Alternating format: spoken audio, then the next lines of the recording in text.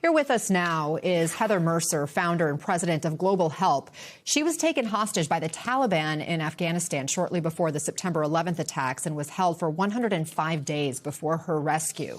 And Heather, it's great to have you here. We're bringing you into the conversation because of your connection now inside Iraq. You're here visiting the U.S., but you live and you run this humanitarian organization in the Kurdish region of Iraq, which is in the north.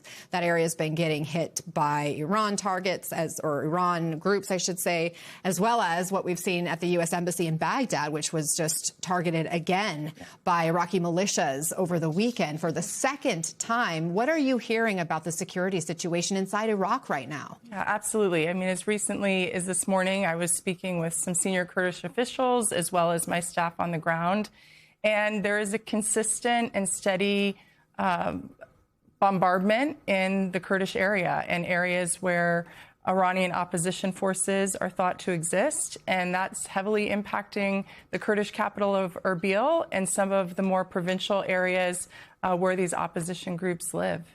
Is it safe for Americans to even be in Iraq right now? We saw the U.S. Embassy there tell everybody, all American citizens, to leave. I know you're still planning to go back at some point, right? Correct. Yes, I would likely be back there if it weren't for the fact that the airport closure is still in place.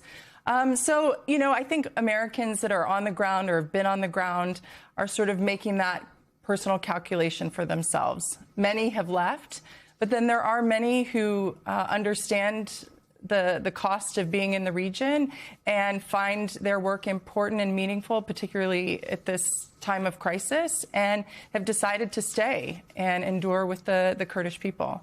We are hearing from a mother of two living in Iran who was able to send a text message to MS Now, and she described what's happening there as like living in a nightmare. Talk to us about how Iraq's Kurdish region is trying to help these desperate Iranians. Absolutely. You know, the Kurdish region of Iraq has been a safe haven for many, many displaced and disaffected groups through the last 20 years. And, you know, the Kurds represent a population of 40 million that span into 4 countries, of course, including Iran. And so there is, you know, an affinity and a care for what's happening to the Kurds of Iran.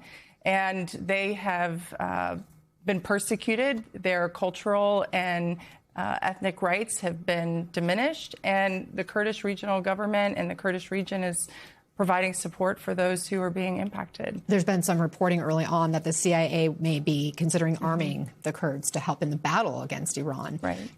Do you have a sense of whether the Kurds would like to join in that fight? So, in speaking with some of the Kurdish officials recently, I mean, their position is very clear. They are not interested in getting involved in this war. They don't see it as their war. They don't wish for the Kurdish region to be used as a staging ground for a ground offensive into Iran. And their interest is in maintaining regional stability and threading all the needles they have with their neighbors and their allies around the world. Yeah, Gallup polling shows Iraqi's sense of safety and security has really been steadily increasing over the last several years. How far has the nation come? And I guess, what is your fear about what could be lost through, you know, the regional instability that this new war has created?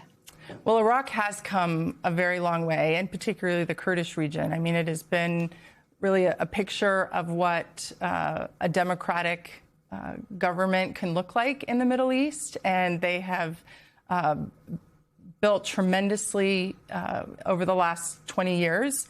And they've been bringing in investment, tourism, and there's been tremendous growth. And I think the concern is that this conflict erases that, right? Already we're seeing investors pull out, we're seeing tourism decline, we're seeing a lot of the international NGOs leave the area. And that's concerning for the future of the region. But I will say the Kurds are extremely resilient.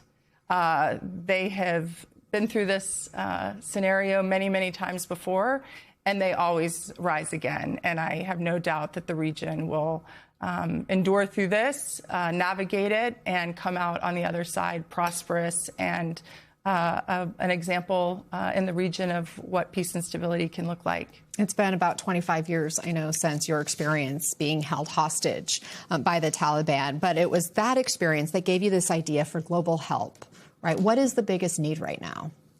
Well, the biggest need in the Kurdish region is really for economic opportunity and development. You know, we have a generation of young people that, because of the ISIS conflict and the different conflicts that have happened since then, that are affected, and they're looking for opportunity. They're looking for a future that allows them to stay inside Kurdistan.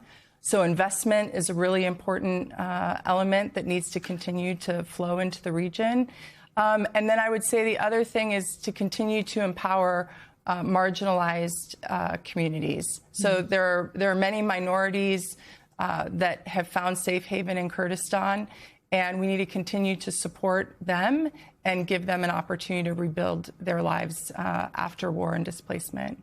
Heather Mercer, thank you very much for taking the time to share all those great insights from the region with us, and in particular about the Kurdish people and how they play a role in this current war that we're seeing between U.S., Israel, and Iran.